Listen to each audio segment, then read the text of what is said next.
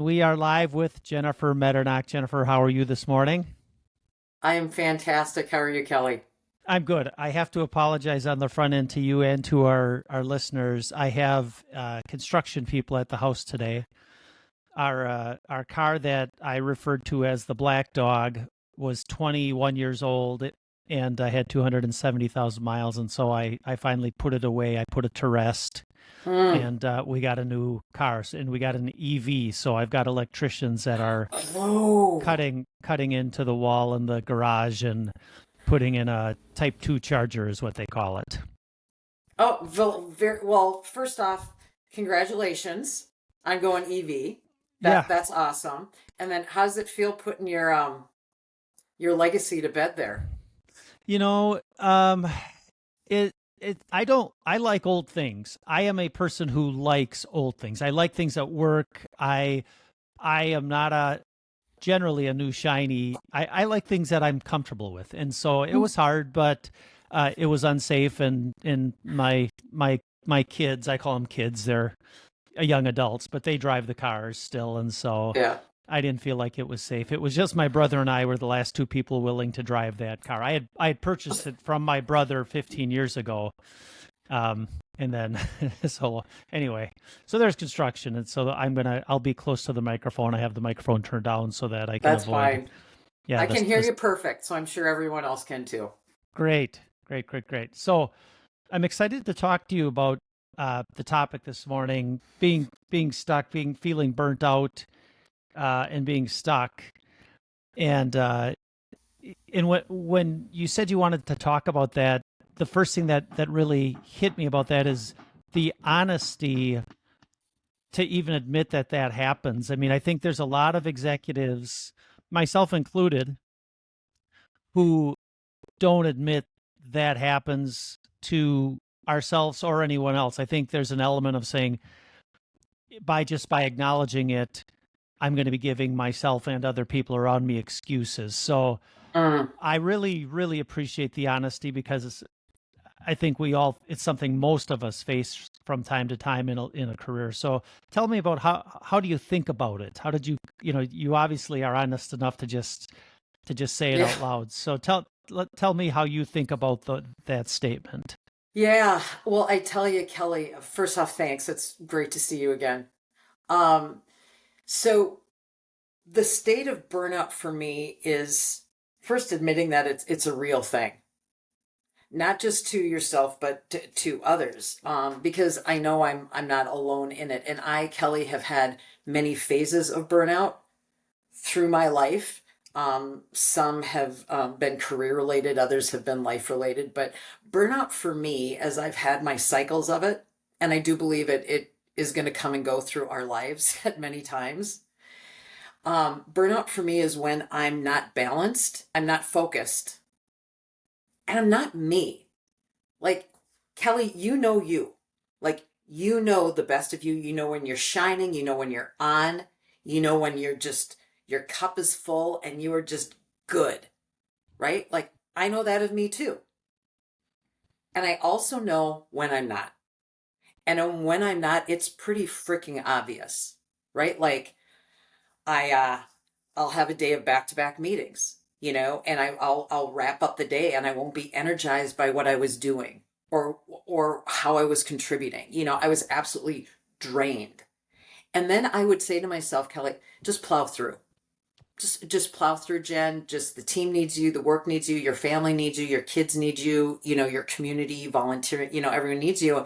And I would reach a tipping point where I have to draw boundaries, and I have to take care of me because I'm not showing up positive. I'm not showing up being a good mentor. I'm not showing up being a good team member. I'm not showing up being a good wife. My patience is short. My energy is drained. I'm not me.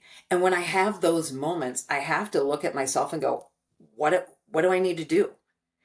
And I've learned through my life, and I've journaled, I've taken notes, I've become very self-aware of how do I get through those burnout cycles, because I know it's going to happen again. And what I've learned, Kelly, is I've been able to spot when burnout is starting to creep in, and I have the tools and techniques and the tips to stop it and to take care of me. and to get myself back to me, because I want to be the best I can be every day. I want to give whatever I can give. Be smart, be productive, be healthy, be happy. And honestly, the truth is, and I know this can kind of be a bumper sticker, but like, live your best life.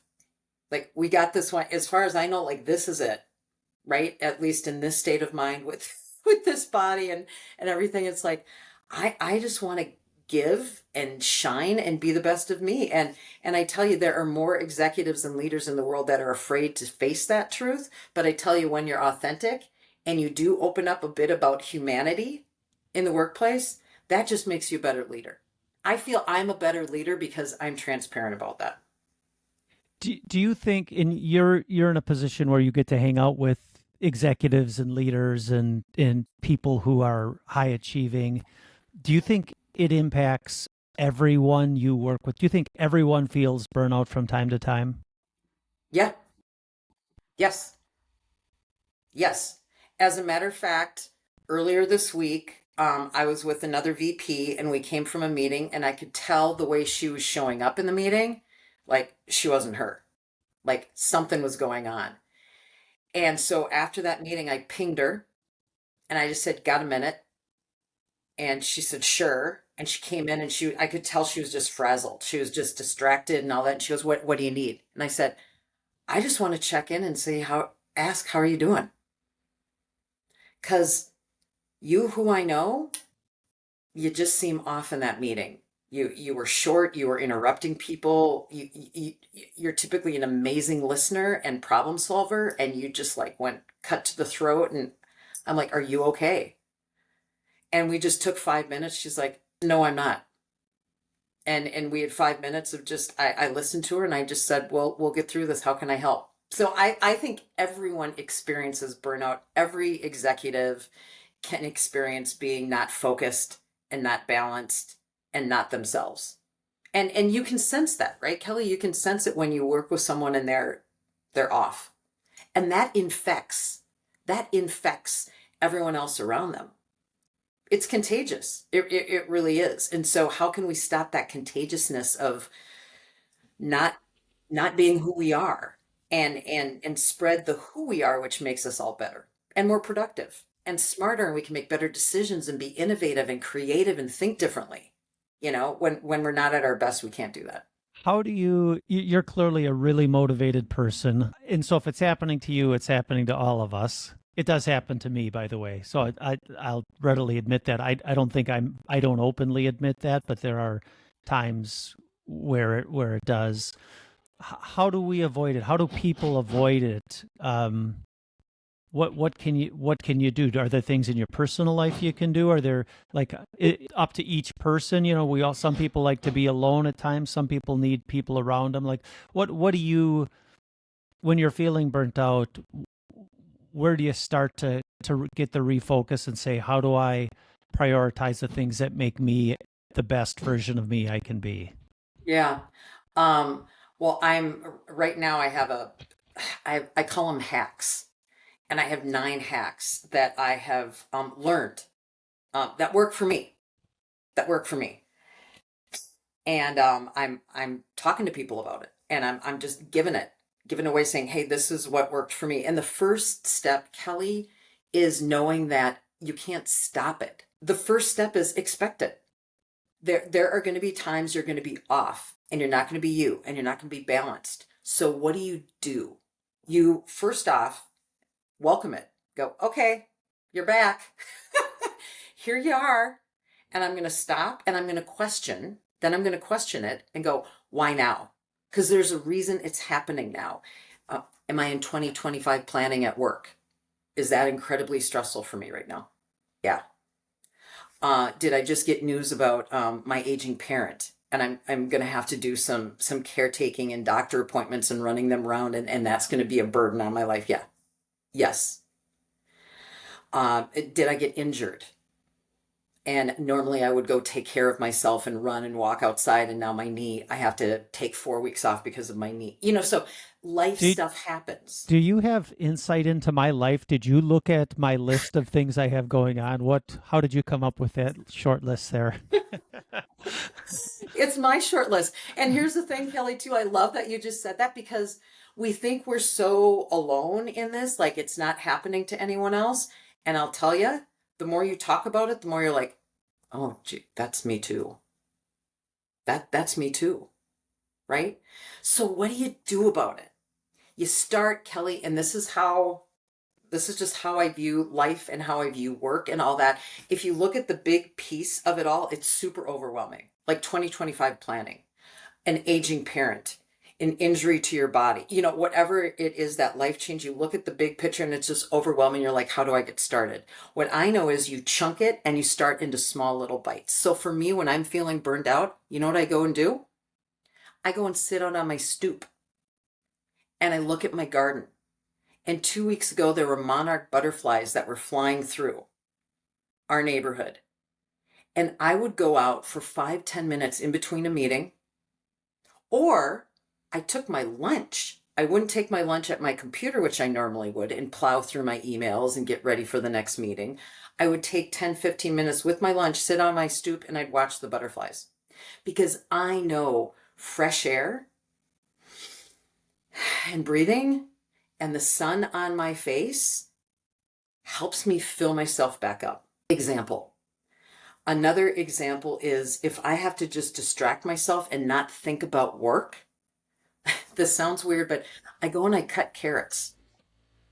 I realized this during COVID. Like I just had to get away from whatever I was doing, get my brain off of something I was doing and go do something that I needed to focus on, like a really sharp knife and a really hard carrot. And if I cut a bag of carrots for 10 minutes, I could just unplug and bring myself to a different place. Um, all the way from taking personal vacations, but sometimes you can't find those small little, those big events to go away and take a break and go to Yellowstone or Door County or sit by Lake Superior or go biking on a trail. We don't have that, but all we have are these 5 minutes, these 10 minutes, these 15 minutes. Some people I coach go and walk their dog.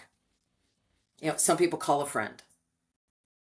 You just find what are those little things that fill you up. Listening to music.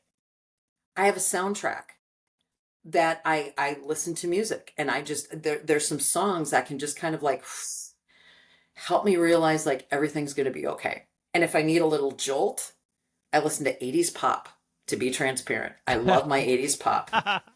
A little Wang Chung will get me ready for that next meeting. So those are things for me. And Kelly, when I coach and mentor people, I always say, so what's the Kelly? What are those small little Kelly moments? Is it going and stringing on your guitar? Is it going and fiddling with your new EV toy? Is it going and talking to one of your kids and asking them about their day? I don't know, but you know you and I know me. And finding little small ways to fill that cup back up and take care of yourself can help with the burnout. Because I tell you, I'm on a mission. 83% of employees, and this was a McKinsey health study that was done last year, 83% of people, employees at work, feel emotionally drained. 83%. And emotionally drained is a symptom of burnout. Now, people, and I know you, me, and other people, we do really hard work and we work really, really hard, but it doesn't have to be so hard. If we make time for all these meetings and all these things and all these other people in our life, why are we not making time for us? Why are we not taking 5 to 10 minutes for us? Because Kelly, I believe you are the number one most important priority in your life. You are. Because if you're not the best of Kelly, how can everyone else around you be the best of them? Is there any time that you just say, you know what, I should just leave this. It's gotten too counterproductive. I'm not happy. Where does that? Yeah. So, as a matter of fact, that happened to me earlier this year.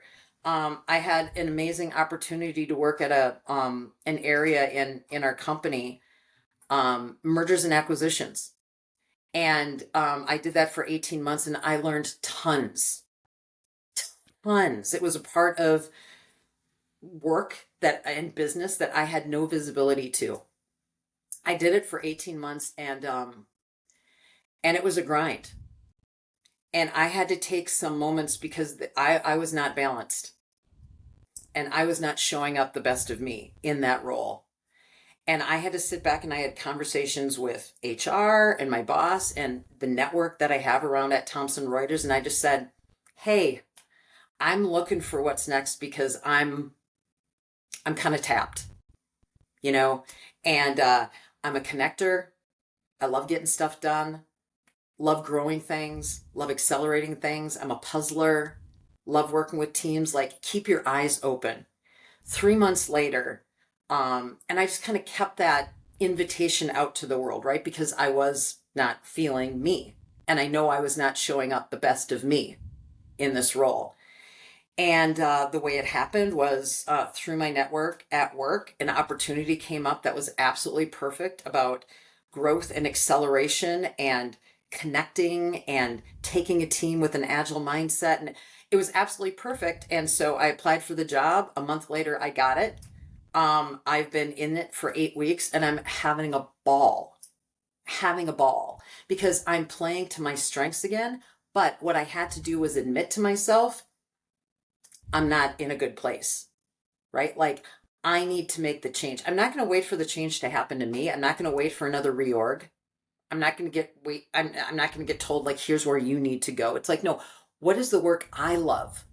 What is the work I want to do every day? And I just started talking to people, opened that up.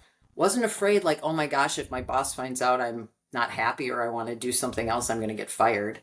Like, no, no, you just have honest conversations with yourself and you have honest conversations with the people in your life and at work. And it's like, yeah, I am looking for the next thing. Shouldn't we all? Shouldn't we all be wanting to look for that next thing to grow and learn and develop and be better? So, yeah, Kelly, I was not feeling me earlier this year, but now I'm back and I'm like good. It's amazing to be back in a role where I'm like, let's do this. Like, I can do hard work, but I'm having fun as I'm doing it too. And I'm taking care of myself. Jen Medernach, always a pleasure to talk to you. These are great insights. Everybody feels what you're talking about. So thank you very much for sharing with us this morning. And I look forward to having you on sometime again and continuing this conversation. Thank you, Kelly. Have a great day, everybody.